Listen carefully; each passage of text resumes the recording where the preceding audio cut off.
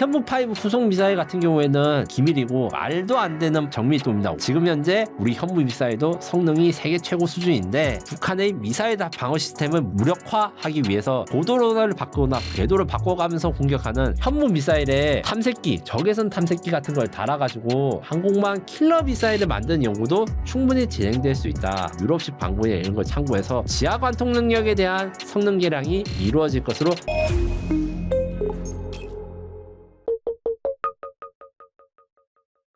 주식, 암호화폐, ETF까지 원픽 리포트. 결론적으로 봤을 때 있긴 있대. 아주 심각하게 무기 기술을 잘 이전해 줬으면 지금 북한 무기는 이렇지 않다. 무슨 말이냐면 북한이랑 러시아가 기술 이전을 받는 게 아주 조금씩 주는 것 같아요. 좀 설명을 하겠습니다. 오른쪽에 있는 거는 북한판 팔마 판치르 미사일이라고 하는 대공 미사일 체계인데 이게 러시아에서 직도입했다는 썰이 있어요. 그래서 평양에서 김정은을 방어하기 위해서 이게 설치되었다. 왜냐? 작년에 북한은 평양에 무인기가 침투한 사건이 있어서 저도 그거 취재해가지고 그것이 알고 싶다 해도 좀 나오고 했는데 그 사건이 있은 후에 김정은이 드론에 너무 무서워해서 러시아로부터 직도입을 했다. 뭐 기술 도입했다 이러는데 이런 식의 몇 가지 무기체계들이 실제로 북한에 간 정황은 있으나 앞서 질문하신 내용 같은 그러니까 ICBM 기술에 그 러시아 기술이 들어갔다거나 제도류책 핵탄두 기술 요게 주면 큰일 납니다. 러시아도 큰일 납니다. 뭐 북한이 미국을 향해서 핵미사일을 쏘면 러시아를 향해서 안 쏠 이유는 없다. 북한이 정상적인 나라가 아니기 때문에 그래서 군사기술 이전에 굉장히 소극적이었는데 그나마 우크라이나 전쟁에서 북한군이 자신의 피를 흘려서 쿠르스크를 탈환하는 데 도움을 줬으니까 조금씩 주지만 기술보단 현물 그리고 아주 제한적으로 주는 것 같아. 그래서 러시아가 살라미 전술을 쓰고 있다 이렇게 말씀할 수 있습니다. 거의 목말라 죽지 않을 정도로만 두세 방울씩 물을 입에 떨어주는 이런 거라고 생각할 수 있고 다만 오히려 걱정되는 건 중국이 있습니다. 중국 같은 경우에는 또 중국도 무기체계 자체 그러니까 완성된 비행기라든가 탱크를 주는 것 같지는 않아요. 다만 중국의 민간 부품에 대해서 무기 금수 조치 그래 수출 규제 조치를 다 무시하고 들어가는 게 있어서 저는 그것을 매우 걱정합니다. 쉽게 말하면 중국산 드론 부품을 사용한 북한산 자폭 드론이 대량으로 있을 수 있다. 그래서 눈에 보이는 ICBM이나 핵도 러시아에서 기술을 얼마나 받아오는지 이것도 걱정이 되지만 저는 중국의 민수 기술이 북한군에 들어가서 이렇게 한 게 좀 걱정돼요. 무슨 말이냐면 이런 드론 기술 말고도 뭐 야간 투시경 같은 것도 사실 낚시나 이런 거 하신 분들 때문에 민간인한테 파는 게 있거든요. 이런 게 북한에 들어가면 특수부대들이 사용해서 야시경 대용을 쓰는 거죠. 이런 현상에 대해서 좀 우리가 막아야 되고 좀 경각심을 가져야 되는데 정작 이제 핵미사일, 고체연료 엔진, 극초음속 활강체 이런 것들의 큰 무기 체계가 북한의 어떤 기술을 받는지 요게 관심이 집중돼 있어서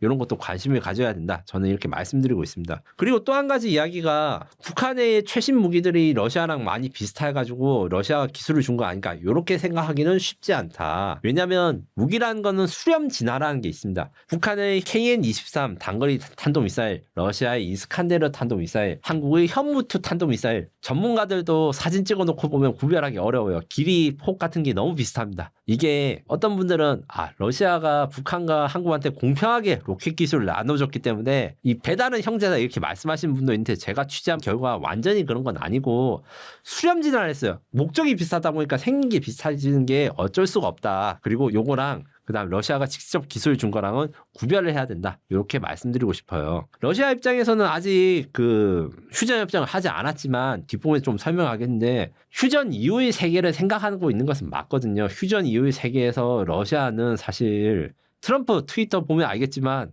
트럼프가 화를 내는 것 같아도 러시아한테 좀 잘해주고 이런 게 있어서 출구 전략 같은 걸 생각하면 북한한테 만약에 ICBM 기술, 극초음속 활강 기술을 준다. 그러면 미국 본토를 공격할 수 있는 기술을 준 것이기 때문에 미국과 러시아의 관계 정상적일 수가 없는 것이죠. 요게 대해서는 아마 좀 더 지켜봐야겠지만 이런 상황이다라고 이해하시면 될 것 같습니다. 중소기업식 개발 방식. 올해는 요게 뜨니까 요걸 하자. 뭐 작년에는 어플 개발했다가 올해는 뭐 택시 뭐 꽃배달하고 요런 중소기업 방식이 북한 개발 방식이다. 왜냐면 북한의 그 신형 미사일, 전차 이런 것들이 매년 형상들이 달라져서 이게 양산의 제도로 아닌가라는 의문도 가지고 있어요. 왜냐하면 북한이 신무기를 만들면 어쨌든 한국은 대응을 해야 되거든요. 이게 오프셋 전략이라 해가지고 원래는 미국이 자신들의 경제력이 높으니까 러시아를 압박하기 위해서 다종다양한 무기체계를 만들고 러시아는 그걸 쫓아가려다가 망하는 뭐 이런 전략들이 있는데 북한이 한국한테 골탕을 먹기 위해서 시전 배치되기 전 아니면 프로토타입 그 시제품만 열심히 만든다 이런 비판도 있고 상당 부분 이게 가능성이 있습니다. 왜 가능성이 있냐? 한국 언론이 비슷하게 이런 비판을 좀 많이 했어요. 북한 무기들이 신무기들을 전시를 많이 하는데 다 이게 보니까 뭐 껍데기를 씌운 것 같고 짝퉁이다 이러니까 북한이 열받아서 야 우리 신형방사포 증정행사 김정은이 하는데 우리 50대씩 만들었어. 너네들 50대씩 만들 수 있어? 이런 식으로 도발에 넘어가더라고요. 어그로에 넘어가는 것은 쉽게 말해서 뭐다? 자신이 찔리는 것이 있다. 이렇게 생각하시면 됩니다. 특히 북한은 정부가 폐쇄적인 걸 역이용해가지고 자신들이 가지고 있는 능력, 이상의 능력을 갖추고 있다고 허풍을 떨기 때문에 위협적인 것은 실제로 위협적이라고 보고 그 다음에 북한이 과장한 것은 과장한 것이라고 분석하는 이 눈이 필요한 상황입니다. 작년 국군의 날 행사가 역대급 그러니까 몇십 년 만에 그 최대 규모 행사이기 때문에 이번 국군의 날은 계룡대에서 열리고 상대적으로 주목도가 낮은 건 사실이었지만 제가 주목하는 것은 따로 있었습니다. 로봇과 드론에 대한 신무기들이 굉장히 많이 나왔는데 아무래도 이제 크고 멋있는 미사일, 전투기 이런 게 아니다 보니까 관심도가 적었지만 최근에 로봇주가 굉장히 주목받고 있잖아요. 방산에도 방산 로봇들이 앞으로 미래정장에 굉장히 주목할 만하다. 그래서 이렇게 보면 별거 없어 보이지만 이게 나중에 전쟁을 바꿀 수도 있다. 이렇게 생각을 하는 걸 좀 드리고자 준비해왔습니다. 일단 기본적으로 강하고 중요한 무기 한국형 삼축 체계라 해서 KAMD, 킬체인, KMPR이라고 하는 북한의 공격에 대응하는 3대 전략을 수행하는 무기들이 이번에 전시가 되었는데 현무 2, 3, 4, 5 지대지 미사일, 천무 다연장 로켓, 천공 대공 미사일, LSAM 장거리 지대공 무기 이런 것들 같이 우리 미사일 방어 시스템 그다음에 장거리 공격 시스템이 올해도 전시가 되었으나 이게 새로운 건 아니긴 했어요. 그럼 새롭게 공개된 게 뭐 있냐? 로스라고 하는 대한항공이 제작하고 ADD가 주관하는 무인 편대기. 이거는 유인 전투기랑 팀을 이뤄가지고 옛날 오락실에 전투기 오락 게임을 하다가 파업을 하면 새끼 비행기가 나온 것처럼 이런 새끼 비행기 역할을 하는 무인 편대기. 그다음에 스텔스 무인 공격기 이런 것들이 모형이 나왔고 실물 중에서 제가 주목하는 거는 협업 기반 자율 탐사 로봇, 다중 로봇 협동 자율 시스템입니다. 이름만 보고는 도저히 이게 뭐 하는지 모르실 건데 이 중에서 제가 오른쪽 사진에 쓴 거는 협업 기반 자율 탐사 로봇입니다. 이건 쉽게 말해서 땅굴 전문 탐사 지도 로봇입니다.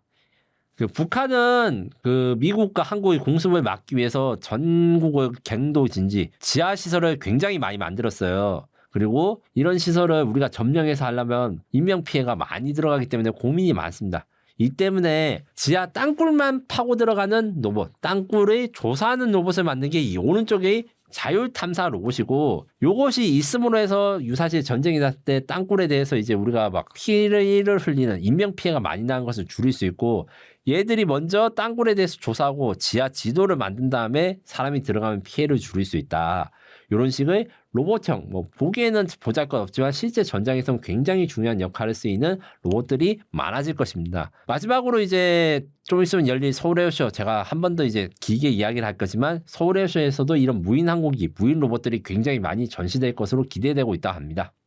모든 것이 다 기밀입니다. 이게 밀리터리 매니아들 사이에서 코렁탕이라는 유행어가 있었습니다. 군사기밀 유출하면 어디 잡혀가가지고 코로 설렁탕을 먹게 된다 뭐 이런 농담인데 농담이 아닐 수도 있어요. 물론 우리나라의 그 방첩수사, 대공수사망이 잘 되어 있기 때문에 저는 보안을 위반하지 않고 공개된 정보만 다룬다는 것을 한 번 더 약속드리면서 현무5 후속에 대해서 공개 정보, 그 다음에 이제 세미나 정보 이런 것들을 종합한 이야기를 좀 드리겠습니다. 현무5 후속 미사일 같은 경우에는 기밀이고 알려지지 않았어요. 이게 다만 기초 연구라든가 학회에서 좀 앞으로의 미사일은 어떻게 될 것인가 연구를 하는 것들이 있어서 그걸 중심으로 제가 추측으로 이야기를 하자면 몇 가지 이야기할 수 있습니다. 지금 오른쪽 사진은 현무4인데 여기 보면 시험 사격을 해서 명중 직전인데 거의 한 표적 원점에서 1에서 2m 정도 비껴나가 있죠. 이게 말도 안 되는 정밀도입니다. 500km에서 800km 밖에서 미사일을 쏘고 마하 6, 7을 아주 빠른 속도로 도입하는데 미터급 이하의 정확도를 가지고 있다. 지금 현재 우리 현무 미사일도 성능이 세계 최고 수준인데 해외의 연구 동향, 특히 북한이 우리 자극하기 위해서 신무기를 만드는 걸 우리도 뒤따라가야 됩니다. 그래서 지금 현무5나 현무4를 개량해서 활공 비행체, 극초음속 활공 비행체 탄두를 장착한 다음에 북한도 대공 미사일을 가지고 미사일 방어 시스템을 지금 갖추고 있으니까 이 북한의 미사일 방어 시스템을 무력화하기 위해서 고도로를 바꾸거나 궤도를 바꿔가면서 공격하는 이 극초음속 활공 미사일들이 4세대 현무 기술에 적용될 수 있을 것으로 생각되고 이미 현무2C라고 하는 이 탄도미사일 같은 경우에는 기동형 탄두라 해가지고 종말 단계에서 어디로 떨어질지 모르게 바꾸는 기능들이 있어요. 이런 것들에 대해서 사용할 수 있고 그리고 또 주목되는 건 대함 탄도미사일입니다. 일단 천무 다연장 로켓에 먼저 적용되는 건데 이거는 이제 현무 미사일에 탐색기, 적외선 탐색기 같은 걸 달아가지고 중국이라든가 일본의 항공모함을 공격할 수 있는 항공모함 킬러 미사일을 만드는 연구도 충분히 진행될 수 있다. 그리고 드론 탑재 탄도탄, 이것도 천무 다연장 로켓에 먼저 적용되는데 탄도탄은 빨리 공격할 수 있지만 단점이 있어요. 이게 이동 표적을 공격할 수 없습니다. 쏘고 난 다음에 도망치면 추적하기 어려워요. 왜냐하면 날아갔다가 뭐 다시 되돌아오거나 대기를 하지 못하는데 드론 같은 경우에는 적이 숨으면 다시 나타날 때까지 상공을 배회하면서 끈질기게 스토커처럼 기다릴 수 있는 장점이 있습니다. 그 두 개를 결합한 드론 탑재 탄도탄이 나올 가능성이 큽니다. 요거 같은 경우에는 어떻게 사용하느냐? 적의 이동 표적, 미사일 발사대가 이런 것들을 발견하면 쏘고 난 다음에 그러면 적이 숨어요. 숨으면 드론이 작동해서 드론이 비행을 하면서 적을 찾아다니면서 공격을 해서 숨어있는 적, 이동하는 적을 공격하는 능력들이 탄도미사일에 생길 수 있고 그리고 지하 관통 능력, 우리는 북한의 지하 갱도를 파괴하는 것이 굉장히 중요하기 때문에 지금 현재 지하 관통 탄두는 그냥 단순하게 엄청 두꺼운 쇠 외피로 이루어진 데다가 폭약을 집어넣고 뾰족하게 만들어요. 그러면 토사를 속도에 따라서 이게 파고드는데 이것을 로켓을 사용하거나 혹은 특수한 화약을 사용하는 유럽식 방법이나 이런 걸 참고해서 이 지하 관통 능력에 대한 성능 개량이 이루어질 것으로 추정하고 제가 말씀드린 것은 전부 다 그 기밀 이런 거 아닙니다. 이 다 추정을 한다. 이런 연구 방향일 것이다. 이렇게 이해해 주시면 될 것 같습니다. 네, 리퍼 드론은 사실 역전의 용사입니다. 드론이란 말을 가장 널리 확산시키게 된 것도 미국 언론이 리퍼 무인 항공기를 드론이란 명칭으로 불리게 되면서 용어가 정착된 거예요. 원래는 UAV라고 무인 항공기라 했는데 이 리퍼 드론은 이름만큼이나 무시무시합니다. 특히 테러와의 전쟁, 아프가니스탄, 이라크에서 엄청나게 활약을 했습니다. 탈레반 지도자라든가 이런 것들을 암살하는데 드론이 매우 적합하게 된 것이죠. 왜냐? 고정의 항공기 뭐 F-15, F-16 이런 비행기는 한번 뜨고 한 2시간 있다가 적이 안 나타나면 다시 돌아가야 됩니다. 리퍼 드론은 최대 27시간 채공이 가능하므로 계속 떠면서 추적을 하는 거예요. 적이 나타날 때까지. 그리고 적이 발견되면 바로 공격을 합니다. 리퍼 드론 이전의 드론들은 무인 정찰기와 무인 공격기가 나눠져 있었다고 표현합니다. 무슨 말이냐고 하면 정찰을 한 다음에 적을 발견하면 그러면 공격을 할 수 있는 전투기나 무인기를 띄워서 공격을 하기 때문에 대응 시간이 굉장히 길어요. 적이. 그런데 정찰도 하고 적을 발견하자마자 공격하기 위해서 정찰 장비와 공격 장비인 헬파이어 미사일, 제이담 유도폭탄을 탑재한 게 바로 이 리퍼 드론입니다. 원래 리퍼 드론이 몇 번 한국에 온 적은 있었는데 25년 9월 28일 군산기지에 처음으로 고정으로 배치된 것은 이번이 처음입니다. 이게 제431 원정 정찰대대를 창설했는데 이전에는 A-10 공격기라 해서 밀리터리 매니아들한테 아주 인기가 높은 지상공격 항공기가 있어요. 이게 퇴역을 해버렸기 때문에 올해 그 대체로서 투입됐는데 A-10 공격기, 사람이 타는 공격기가 무기는 훨씬 더 많이 탑재하지만 이 제가 말한 드론이 추적할 수 있는 능력, 장기 채공 능력이 있어서 적을 끝까지 추적하고 정찰하는 데는 더 능력이 좋다. 다만 이 리퍼 드론 같은 경우에는 문제가 있어요. 프로펠러를 사용하고 속도가 200-300km에 불과하기 때문에 아프가니스탄 뭐 탈레반 반군들 같은 경우에는 이걸 격추할 수 없지만 제대로 된 정규전 무기체계, 특히 북한 같은 경우에는 대공 미사일들이 많기 때문에 좀 위험한 건 사실이라서 이게 게임 체인저라고 할 수 없지만 이제 평화 시에는 좀 위협이 될 수 있고 오른쪽에 보면 여기 무인기 옆에 조그만 천으로 꾸어준 게 다 자기가 폭탄을 투한 횟수인데 그래서 리퍼 드론 같은 경우에는 임무에 투입된 게 굉장히 많기 때문에 일반 유인 전투기보다 임무에 투입돼서 실전을 겪은 게 훨씬 더 많다 이렇게 생각하시면 될 것 같습니다. 다만 말씀드린 대로 프로펠러로 비행하고 이게 스텔스가 아니고 적의 레이더에 다 보이거든요. 그래서 미국은 레이더에 보이지 않는 차세대 드론을 개발 중이고 한국은 한국형 리퍼라고 할 수 있는 군단급 무인기의 개발이 좀 진행되고 있다가 이게 잘 되지 않고 있어요. 개발이 좀 우리 K방산에서 좀 특별히 약한 분야가 이 드론 분야인데 그래서 여기에 대해서 대체를 하거나 협력하기 위해서 얼마 전에 그 우리나라 최대의 방위사업체 하나 에어로스페이스가 이 리퍼 드론의 원조 제작사 제너럴 아토믹스랑 MOU를 맺었습니다. MOU를 어떻게 맺었냐? 이 리퍼 드론의 개량형이라고 할 수 있는 그레이 이글이라는 드론이 있습니다. 이거는 리퍼보다 크긴 작아요. 그래서 무장 탑재량은 적지만 비포장 도로 활주로 혹은 배에서도 이륙이 가능하기 때문에 아주 운용이 편하고 이것을 한국 버전을 만들어서 생산하기로 MOU를 맺었기 때문에 아마 조만간 이 리퍼의 사촌이 한국군에 배치된 날이 오지 않을까 이런 생각이 드네요.